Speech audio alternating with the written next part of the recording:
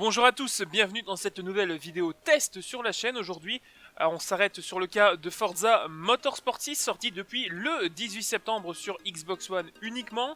On va passer en revue tout ce qu'il y a de nouveau dans ce jeu, son contenu, des détails, des choses qui fâchent, les bonnes surprises, il y en a quelques-unes.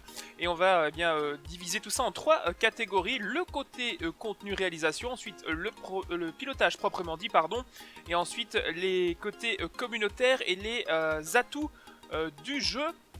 C'est un jeu donc disponible pour 70 € depuis le 18 septembre. Vous pouviez y avoir accès de manière anticipée si vous achetiez l'édition Ultimate qui coûte 110 € je crois et qui vous donne en accès anticipé le statut de VIP qui double vos crédits dans le jeu. Le pack Fast and Furious, le pack des 10 ans de la série, il reprend simplement des voitures déjà présentes dans le jeu mais avec une livrée spéciale. Je vous invite à ne pas la changer pour que les voitures ne perdent pas leur valeur. Et enfin un pack Fast and Furious qui reprend les plus grands modèles de la célèbre série de films. Quelques chiffres pour débuter, 450, c'est le nombre de modèles disponibles de base dans la version boîte du jeu que vous pouvez maintenant acheter partout. Vous pouvez parcourir 26 lieux, alors attention, pas 26 circuits, 26 lieux, avec des circuits sous plusieurs formes et plusieurs déclinaisons. Par exemple, pour Monza, vous avez la version club, pour Spa-Francorchamps, la version simplement avec le départ du côté F1 et pas du côté endurance, c'est un petit peu dommage. Tous les circuits ne sont pas équipés, je le précise, de pluie ou de nuit. Par exemple, Monza n'existe pas en conditions pluvieuses ni en conditions nocturnes, pardon. Donc voilà, il y a des petits manquements, des choses qui fâchent. Les bonnes nouvelles du côté technique et de la réalisation, ce sont les 60 images secondes constantes, visibles à l'œil nu. C'est vraiment quelque chose de très agréable. Moi qui ai joué à Forza Motorsport 5 ainsi qu'à la démo de ce Forza Motorsport 6, ne vous laissez pas biaiser par l'aliasing ou le clipping parfois présent sur cette démo. Elle ne reflète vraiment pas la qualité finale du jeu que vous aurez une fois le CD dans votre console.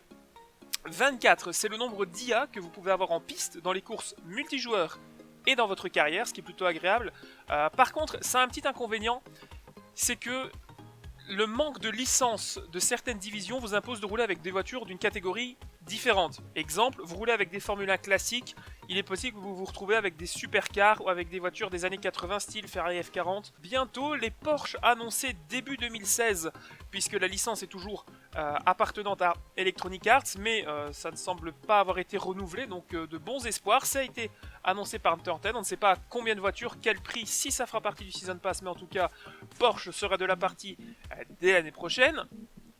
Si vous voulez justement, on parle d'acheter, si vous voulez acheter des crédits, acheter des packs de mods, j'y reviendrai plus tard, plus de micro-paiements. Donc vous ne pouvez plus, comme dans Forza Motorsport 5, 4 ou encore Horizon 2, vous délecter de quelques euros pour gagner des crédits, des voitures, etc. Ça a disparu. Ensuite, les affichages de certaines choses sont plutôt moyens. On va rapidement passer sur le cas de la McLaren MP4 12C de route qui, si vous placez un aileron fixe lorsque vous freinez, va continuer à afficher la LED de diode rouge au freinage sur l'aileron arrière mobile qui n'existe plus. C'est des petits détails comme ça que vous pouvez retrouver sur certains modèles. Par contre, deux choses vraiment intéressantes, l'accumulation de la saleté sur votre pare-brise et sur les flancs et l'arrière de votre voiture, ce qui lorsque vous pilotez des courses un petit peu plus longues, vous pilotez simplement sous la pluie, va donner un effet un peu plus impliqué de votre voiture dans la course. Donc c'est vraiment visuellement intéressant, surtout si vous voulez faire des photos d'une course qui a duré un peu plus longtemps. En parlant de course, la carrière fait 70 heures, vous allez avoir de quoi faire, croyez-moi. J'ai personnellement terminé l'ensemble des jeux de la série Forza Motorsport et je peux vous dire que celui-là fait partie des plus complets. La carrière, vous y êtes bien dirigé, on vous accueille, on vous présente chaque voiture, chaque course, chaque circuit. Chaque division est présentée soit par un spécialiste de la discipline, je citerai comme ça Tanner Faust, pilote de rallycross, ou Joseph Newgarden, pilote d'IndyCar.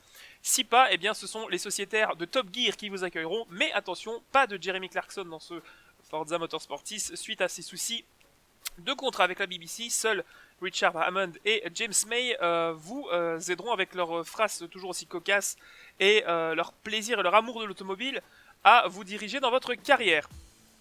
On va passer en revue quelques points positifs et négatifs. Pêle-mêle, on citera la présence de licences STCC, BTCC, WTCC, V8 Supercar australien, Formule 1 et IndyCar. C'est vraiment sympa, on a vraiment de plus en plus de licences qui se présentent dans Forza Motorsport, c'est plutôt agréable. On espère en voir arriver plus dans les prochains DLC, qui sait, avec peut-être du groupe C qui pourrait revenir aussi un peu plus présent avec des Porsche 962 ou 956, ça pourrait être sympa aussi. L'animation du pilote est très décevante. Pour ma part, une fois sur deux, vous allez avoir le pilote qui va changer la vitesse sans animation du pommeau. Et surtout, pas de mouvement au niveau des jambes. Je rappelle que c'était le cas dans Race 07 sorti il y a 7 ans par exemple. Donc ce n'est pas quelque chose de techniquement difficile à appliquer. Mais pour ce Forza Motorsport, toujours pas d'animation des jambes en cas de pilotage au volant avec pédale et surtout pédale d'embrayage. Le jeu supporte bien sûr les nouveaux volants sortis récemment, hein, ne vous inquiétez pas. Le jeu est compatible avec tous les volants Xbox One, cela va sans dire. Les circuits, quand vous pilotez, c'est un petit peu vide, on n'a pas vraiment l'impression de voir de la vie autour du circuit, pas d'animation. Le public est assez absent. On a, quand on rentre, j'ai toujours cette image, rappelez-vous, des jeux de Formule 1 des années 90, où lorsque l'on rentrait dans le stadium d'Hockenheim, eh bien on avait une horde de gens dans les tribunes qui éclataient, qui hurlaient à votre passage. Eh bien ça, malheureusement, ça s'est un petit peu perdu, donc les circuits sont un peu vides. C'est vraiment quelque chose de dommage. Un autre souci, et il est assez important, c'est la position de la caméra en vue première personne lorsque vous êtes dans le cockpit, qui sur certains modèles eh bien, est très mal placée, trop reculée, trop en avant, trop basse ou trop haute. Vous n'avez pas de possibilité de réglage de FOV, comme vous pouvez l'avoir par exemple sur Project Cars ou sur d'autres jeux. Là malheureusement vous êtes condamné à piloter avec le siège tel qu'il est. Donc ça peut déranger certaines personnes. Pour ma part, moi ça m'a dérangé sur certaines voitures, notamment, je l'ai cité tout à l'heure, la BMW 635 CSI. Techniquement, il y a beaucoup d'aliasing sur les reflets de voitures la nuit, mais c'est le seul endroit où il y en a. Il n'y en a plus dans l'Autovista, ce qui était le cas dans le 5. Il n'y en a plus de jour, ce qui était le cas dans le 5. Et il n'y a plus de reflets bizarres sur certains feux arrière lorsque vous freinez. Comme c'était le cas dans Forza Horizon 2. Donc plutôt positif au niveau de l'aliasing. Bien sûr, si vous avez une télévision de haute qualité ou de budget un peu plus important, vous risquez d'avoir bien sûr moins d'aliasing qu'une télé, on va dire entre 3 et 400 euros que vous pouvez acheter en grande surface. Ça c'est une chose. Le petit détail au passage en parlant de l'immersion de la lumière, la nuit est très bien faite. Sincèrement, si vous n'avez pas de repère la nuit, vous ne savez pas où vous allez. Moi je connais Francorchamps par cœur, je l'ai fait des centaines si pas des milliers de fois en jeu vidéo. Là je peux vous assurer que pour trouver vos repères, quand vous sortez de Blanchimont, quand vous arrivez dans le deuxième secteur des fois, c'est difficile, il faut bien apprendre les circuits de nuit. C'est une chose importante. Tant qu'on est dans les effets météo, avec la nuit, on peut dire que la pluie est plutôt convaincante. J'ai vu pas mal de sites se plaindre de la qualité de la nuit de ce Forza 6. Sincèrement, la nuit est bonne et la météo aussi. Donc je sais pas où ils ont pêché ce côté c'est pas convaincant. L'eau ruisselle, l'essuie-glace est convaincant. Les phares n'ont pas trop d'impact sous la pluie, c'est dommage. Mais la présence de flaques sur certains endroits de la piste vous incite à lever le pied. Vous ne passez pas pied à fond dans une flaque puisque vous allez avoir un déséquilibre de la voiture qui à chaque tour sera différent. Donc c'est pas genre j'arrive au pied du raidillon, je sais que la voiture va tirer à gauche, je donne un petit coup de stick à droite, la voiture va tenir. Pas du tout. Chaque fois que vous vous présentez dans une flaque, la voiture va réagir de manière différente. Et ça donne un peu la sensation d'une spéciale de rallye évolutive où vous allez peut-être passer plusieurs fois et vous n'allez jamais avoir le même résultat de comportement de voiture. Et ça c'est quelque chose qui sur la durée peut vraiment aider le titre à survivre comparé à des jeux où dès que vous avez la flaque vous l'évitez et c'est joué. C'est pas le cas du tout dans ce Forza 6 et ça c'est vraiment quelque chose de très agréable que je ne pouvais vérifier qu'une fois la carrière entamée. En parlant de carrière, on va évoquer l'IA. L'IA qui est très bonne. Sincèrement, c'est une IA tout à fait correcte pour un jeu de console. Elle se bat, elle croise, elle attaque. Mais plus vous montez dans les niveaux, plus elle a des soucis mentaux, cette IA. Elle arrive, dès que vous arrivez dans des divisions plus importantes, classe A, classe S, et ensuite les monoplaces, les IndyCars, surtout l'IndyCar c'est une catastrophe sur un circuit routier. Les pilotes ne braquent pas, alors ce sont des drive avatars, pour ma part les vidéos que vous allez voir en fond pendant cette explication sont des vidéos faites en expert. Et malheureusement, l'IA enlève un petit peu ce côté immersif, elle est absolument catastrophique sur de l'ovale en IndyCar, elle est parfois très mauvaise sur des circuits routiers quand vous n'avez pas la voiture adaptée, elle ne va pas freiner, et surtout, le point le plus mauvais, c'est qu'elle est scriptée. C'est-à-dire, je m'explique, je vous donne un exemple concret, dans ma carrière, j'avais une course à Catalunya, j'étais 4ème après 7 tours de course, et bien le 3ème, c'est tout simplement envolé dans le bac à gravier sans raison apparente, et ça m'a permis d'accéder à la 3ème place et de poursuivre ma carrière. Donc c'est parfois un petit peu dérangeant ce côté-là.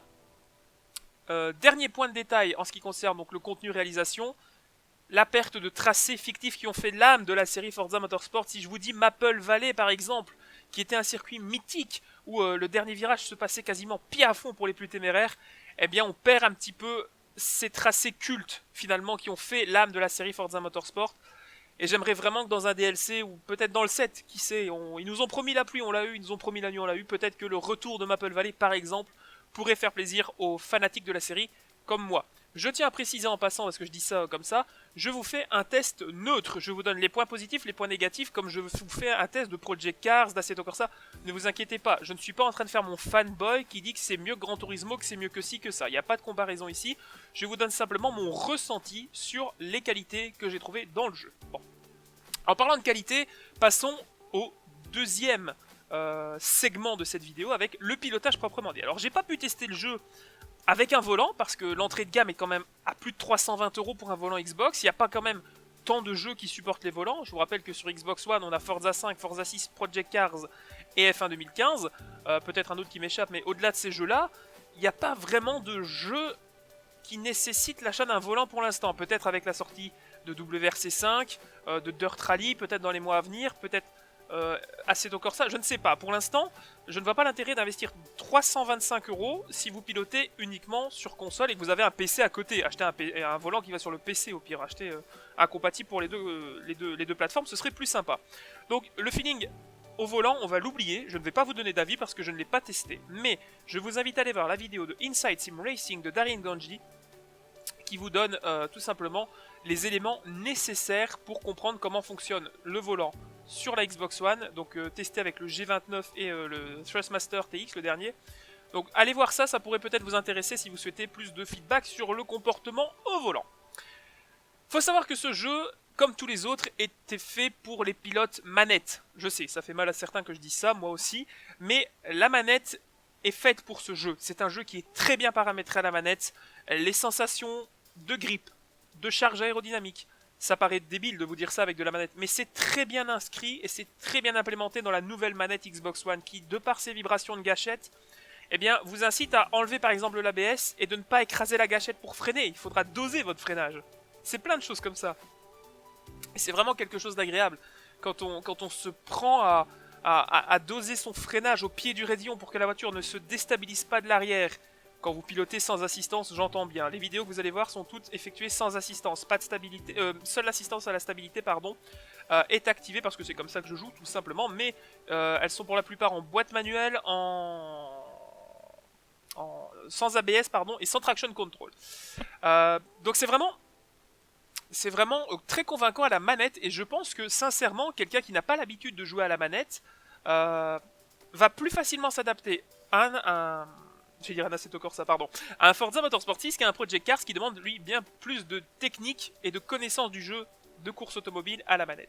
Donc pour le joueur grand public qui souhaite jouer à plein de voitures, plein de circuits, etc., Forza 6 est, je trouve, une meilleure option au niveau du feeling à la manette. Le HUD est plutôt sympa, alors il est très discret, il est blanc, plus de lumière, pas de rouge, de vert, de mauve, de bleu. C'est très soft, très bien. Petit point bonus pour le petit chrono en bas à gauche qui ne vous vient pas en plein milieu de l'écran pour vous enlever votre immersion. Vous avez simplement le petit chrono avec le décompte. Et si vous arrivez à bien accélérer avant la fin du dernier décompte, vous pouvez accélérer et prendre un bon ou un mauvais départ. Certains attendent le 1 et quand le 1 est terminé, ils accélèrent et là ils perdent 100 mètres sur les autres. Donc ça c'est plutôt cool comme petite feature. C'est pas révolutionnaire mais c'est cool. Vous me dites, il y a 24 voitures. Oui mais bon, si je m'en sors bien dans ma carrière, je vais partir, je vais finir premier, et les 23 pilotes seront derrière et ça n'aura pas d'intérêt. Faux. L'étalonnage et l'échelonnage de la difficulté est si bien fait que, en pilotant à un niveau tout à fait correct, vous allez vous battre pour la plupart de vos courses. Certaines vous allez avoir l'avantage, d'autres vous allez être désavantagés. C'est là que les modes interviennent, j'y reviens après. Vous avez en fait toujours la sensation de vous battre aux avant-postes. Et ça c'est plutôt quelque chose de convaincant parce que ça fait des années qu'on essaie d'avoir un jeu où entre guillemets on peut gagner tout en passant toute la course à se battre dans le peloton et pas terminer avec 3 secondes d'avance ou 20 secondes d'avance sur les autres. Et là sincèrement si vous trouvez votre bonne difficulté, il y en a 6 différentes je crois, si vous trouvez votre bonne difficulté vous allez comme moi passer votre temps entre la 5e et 2e place à vous battre, à essayer d'attaquer etc. Et vous allez prendre beaucoup de plaisir dans votre carrière. Voilà, ce ne sera pas simplement une procession comme on a pu voir même dans les anciens Forza Motorsport. Donc pas besoin de gagner pour passer au niveau suivant ou à la course suivante. Il vous sera demandé simplement de terminer sur le podium. Donc le panel de difficulté est très bien évalué, très varié et qui sera aux débutants comme aux experts. Le niveau de grip. Le niveau de grip, c'est quoi? Beaucoup de gens qui ont joué aux anciens Forza, et je l'ai tout à fait remarqué, ont un peu la nostalgie du feeling des premiers Forza. Et avec ce Forza 6, on revient aux fondamentaux. Alors certes, ce n'est plus une évolution de gameplay, c'est un pas en arrière, mais c'est un pas en arrière qui fait du bien. Parce que si vous aviez joué à Forza 5 et même à Forza 4, vous étiez constamment en train de déraper, vous étiez constamment en train de transférer les charges de votre voiture, et ça n'avait pas vraiment de sens, et c'était assez dérangeant. Tandis que là, c'est plutôt agréable, vous avez vraiment la sensation que votre voiture accroche au tarmac, et que vous allez à la limite du grip mécanique de votre pneu, etc. Ça c'est vraiment quelque chose de bien, mais malheureusement ça n'est pas assez poussé. Pourquoi? Parce que vous ne pouvez pas effectuer les setups nécessaires pour modifier le comportement de votre voiture. Ça c'est là où le bas blesse dans le pilotage, c'est que vous pouvez vraiment vous éclater, sélectionner vos pneus, votre appui aéro, votre suspension, mais fondamentalement ça va juste rendre la voiture un peu moins pilotable, ça ne va pas changer les performances, du moins pas autant que ça peut influencer un pilotage sur Assetto Corsa qui est pourtant rudimentaire, un Project Cars où c'est bien plus implémenté, ou un R-Factor 2 pour citer la référence en termes de réglage. Donc voilà, c'est vraiment pour les mecs qui veulent s'éclater à faire du setup, prenez Project Cars sur console, prenez pas Forza 6, je vous le dis de go. Problème au niveau du pilotage, c'est bien, vous faites des courses variées avec pas mal de voitures et tout, mais il n'y a pas de qualification. Alors pourquoi il n'y a pas de qualification? Il n'y en a jamais eu dans les Forza de mémoire, à moins que ma mémoire me fasse défaut.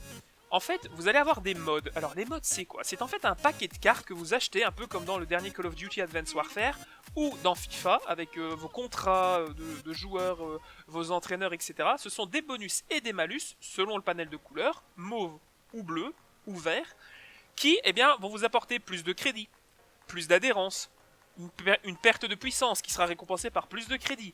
On vous oblige à rouler sans ABS, à rouler avec une caméra, l'autre caméra, à rouler sans trajectoire, partir de telle position. Et ça va vous donner en fait un peu plus de challenge. Et des fois vous allez mettre peut-être trop de difficultés, vous allez vous dire mais mince, je suis bloqué à la 7ème place et je vais pas arriver au podium parce que j'ai mis trop de modes. Et vous allez réutiliser d'autres modes. Donc c'est plutôt cool parce que quand on n'est pas en confiance sur un circuit qu'on connaît pas, ce qui est le cas de certains, par exemple il y a beaucoup de nouveaux circuits sur ce jeu, citons rapidement Watkins Glen, Abu Dhabi, le Kota, Monza, et j'en oublie plein d'autres, Brandzach aussi qui arrive, enfin plein de nouveaux circuits qui arrivent dans ce Forza 6. On a perdu beaucoup de circuits japonais au passage d'ailleurs, il n'y a plus Suzuka, Tsukuba, ça c'est dommage.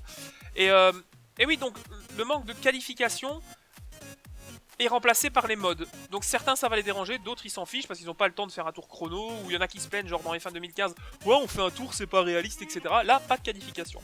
On est vraiment, tu démarres la console, tu t'éclates. C'est vraiment la motivation de ce Forza, c'est vous rentrez chez vous, après les cours, vous avez fait vos devoirs, ou après le boulot, vous vous posez, vous mettez votre casque et vous vous éclatez avec une bagnole sur un circuit, un des plus beaux circuits du monde. C'est vraiment ça Forza, c'est pas je m'installe, je vais prendre ma feuille de setup, les suspensions, la pression des pneus, comme peut vous la citer Project Cars par exemple. Donc voilà, c'est un peu plus de cette manière-là qu'il faut aborder le jeu. Voilà, donc ça c'était la phase pilotage. On va passer maintenant à la partie communautaire. C'est-à-dire que on a voulu nous vendre des jeux style The Crew, etc. qui ont un petit peu bidé malgré tout pour leur côté ultra communautaire. Même Drive Club en a souffert lors de ses premiers mois de commercialisation. Et c'est dommage parce que là, dans Forza, ils ont compris tout ça. Et chose que n'a pas Gran Turismo, chose que n'a pas Project Cars, et chose que n'a pas Assetto Corsa ou R-Factor 2, vous avez une communauté sur console qui vit. Voilà. Vous avez plein d'artistes, parce que c'est le terme, qui, dans leur spécificité, vont vous apporter quelque chose de plus dans le jeu. Vous avez les artistes qui vont vous faire des photos, vous avez les créateurs qui vont vous faire des livrets personnalisés, vous pouvez faire jusqu'à 3000 calques par face de voiture, ce qui est assez impressionnant, vous pouvez faire des livrets historiques, pas de restriction d'alcool, de tabac, etc. Donc vous pouvez même refaire des livrets déjà présentes dans le jeu, exemple les Lotus John Player Special, les McLaren Ferrari, qui sont avec ou sans Marlboro, vous pouvez vraiment refaire tout ça. Les préparateurs de setup, même si c'est moins poussé, certains arrivent à préparer une voiture spécifiquement pour un circuit, et la différence là est assez impressionnante comparée à ce que je vous ai dit tout à l'heure. Les kits de tuning, vous avez une Alpha 155, rien ne vous empêche de la remettre en configuration BTCC, comme celle de Tarquini, de la remettre en configuration ITC, comme celle de Nicolas Larini. Donc il y a vraiment des petites améliorations cachées comme ça qui sont plus sympas. Les Ford Escort peuvent être transformés en rallye, les Lancia 037, l'Audi Quattro. Donc il y a vraiment des petits, c'est pas des easter eggs, mais il y a des voitures qui, alors vous allez dire, c'est dommage que celle-là n'est pas en version compétition. Ben, vous pouvez, en l'achetant, découvrir que finalement, ah ouais, il y a en fait le kit complet et vous pouvez l'améliorer. Donc au niveau du tuning, personnalisation, c'est excellent. La communauté est vraiment vivante et la communauté est vraiment passionnée. Vous avez des gens qui se spécialisent comme moi dans des livrets Belga. Bon, par exemple, moi voilà, je suis fan de Belga et Bastos, je vais refaire des livrets. Il y en a qui sont fans de des vieilles livrées d'endurance qui vont vous refaire du Gulf, qui vont vous refaire du, comme je vous ai dit, du Marlboro, il y a vraiment du Camel, les monoplaces sont refaites aux couleurs d'anciennes voitures, des GT qui sont présentes avec des équipes de base sont refaites dans d'autres couleurs. Par exemple, vous pouvez acheter la dernière Bentley Continental GT3 qui roule en blanc-pain, mettez-la aux couleurs de celle des 24 heures de Spa 2015. Vous achetez la McLaren MP4 12C, mettez-la aux couleurs du Boots Engineering Racing. Vous achetez, je ne sais pas, par exemple, la Lotus 77 de Mario Andretti, remettez-la aux couleurs vertes de Martini et pas aux couleurs John Player. Donc vraiment, vous pouvez vous faire un nombre incalculable de voitures. C'est génial. En plus, je pense que la limite du garage est de 500 véhicules, alors que vous en avez 460 de base, mais celle-ci sera étendue une fois les packs qui seront sortis avec 70 voitures qui sortiront dans les 7 prochains mois, dans les 10 prochains mois, pardon, à raison de 7 voitures par pack, et à chaque fois il y aura une voiture gratuite, et en plus on peut attendre d'autres packs gratuits, et le pack Porsche l'année prochaine. Donc vraiment, il manque pas de voitures. Il manque pas de voitures. Il y en a qui disent oui, Gran Turismo a 1000 voitures. Il n'y a pas besoin de 1000 voitures. Vous n'avez pas 25 fois la Honda Civic avec simplement une jante de différence. Au passage, toujours pas d'évolution dans le contenu au niveau des jantes. Toujours les mêmes modèles présentés. Ça, c'est un peu dommage. Pas d'évolution à ce niveau-là non plus. Donc, voilà ce qu'on pouvait dire pour le côté communautaire. Et le dernier point avant de parler du bilan, c'est donc le mode photo est très bon. Le mode photo est vraiment excellent, très complet, qui ravira les spécialistes de ce domaine, qui est vraiment un art. Et là, vous pouvez vraiment faire de très belles choses, en plus des livrets, sur les différents circuits et les différents environnements. Le Forza Vista. Forza Vista, vous avez 450 voitures que vous pouvez vous faire présenter, monter à bord, démarrer. Vous pouvez faire le tour, ouvrir, fermer les portes, vous asseoir à l'intérieur. Ça prouve vraiment que Turn 10 est passionné par ce qu'ils font. Là où peut-être d'autres studios de développement n'ont pas cette âme ou cette passion, là, Turn 10 nous ont encore une fois montré que le souci du détail est assez hallucinant. C'est limite si dans les Beatles nous n'avons pas la marguerite sur le tableau de bord, tellement ces gens-là sont à ce niveau-là de passion, de connaissance et de partage de l'amour du sport auto et de l'automobile en elle-même. C'est vraiment un point vraiment important et je trouve qu'aujourd'hui, en 2015, c'est le seul jeu, la seule série qui nous montre autant d'amour pour l'automobile. Voilà, ça c'était une petite réflexion qui n'est pas si personnelle que ça parce que j'ai toujours trouvé les Gran Turismo très froids par exemple. Voilà, c'est assez faire un comparatif des deux grands concurrents. Et en fait, la dernière chose qui reste dans cette partie communautaire, eh bien c'est tout simplement le Forza Hub. Alors le Forza Hub c'est quoi? C'est une petite application que vous téléchargez sur votre Xbox One et qui va vous mettre eh bien, où vous en êtes par rapport à vos amis. C'est un peu qui a la plus longue, entre guillemets, un petit concours. Vous allez voir qui a tel succès, qui a telle voiture, qui a réussi à faire tel exploit, qui est le plus fidèle, qui a le plus de points. Par exemple, moi j'ai dans ma liste d'amis Renaud Minari qui est l'ancien rédacteur de jeuxvideo.fr. Il était par exemple à 1000 points, moi je suis à 10 000 points. Et voilà, j'essaie d'aller voir ce qu'il fait, j'essaie de le battre. Vous avez le mode rivaux, les modes rivaux qui sont mis à jour chaque mois, chaque semaine avec des nouvelles épreuves. Le drift est aussi convaincant. Je n'en ai pas parlé parce que c'est pas un domaine qui me passionne, mais le drift est vraiment quelque chose de sympa à faire et les setups des voitures vous le permettent. Ça, si vous êtes un drifter sur Forza, vous allez vous éclater. Ça, c'est indéniable. Allez voir des vidéos sur YouTube.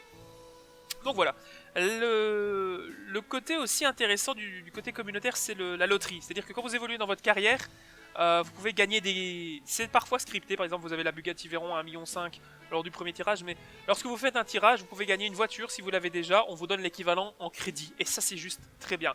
Par contre, ça enlève un petit peu le côté difficulté à remplir son garage. Voilà, un défaut c'est que le garage se remplit trop facilement. Voilà. Que dire de plus, si ce n'est que ce Forza 6 va devenir un console seller, sans doute.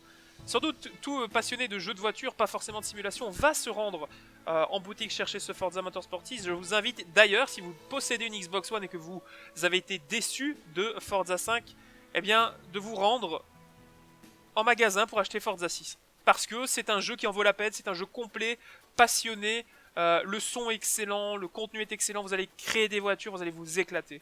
Et franchement, ce test est fait parce que j'essaie de me lancer un petit peu sur ce qui est console, j'ai pas d'Avermedia, j'ai pas de... Donc je suis très limité techniquement. D'ailleurs, je vous demande, j'ai mis le message, mais je vous le précise tout de même vocalement, ne tenez pas compte de la qualité visuelle de ce que vous voyez parce que ça a été record depuis un stream et je n'ai pas de boîtier d'acquisition, donc je n'ai pas les moyens, tout simplement, de récupérer mon contenu. Donc la qualité visuelle ne représente pas du tout la qualité du jeu.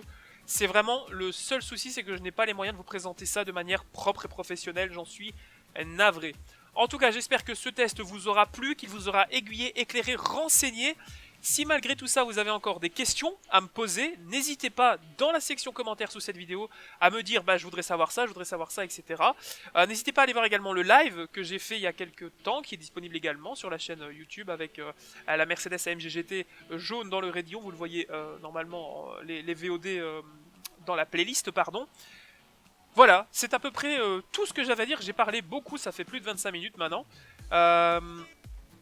Je trouve que c'est le meilleur jeu qu'on a sur console pour l'instant, tout public. Ce n'est pas une simulation, j'entends bien, c'est un très bon jeu tout public pour à démocratiser les jeux de voiture et je vous invite vivement à vous en saisir le plus vite possible. Voilà, merci beaucoup d'avoir suivi cette découverte test de Forza 6. On se retrouve très vite pour d'autres vidéos. Rendez-vous demain pour la suite de la carrière sur Project Cars par exemple. Et bien voilà, allez, à bientôt et bon amusement en piste les amis, salut!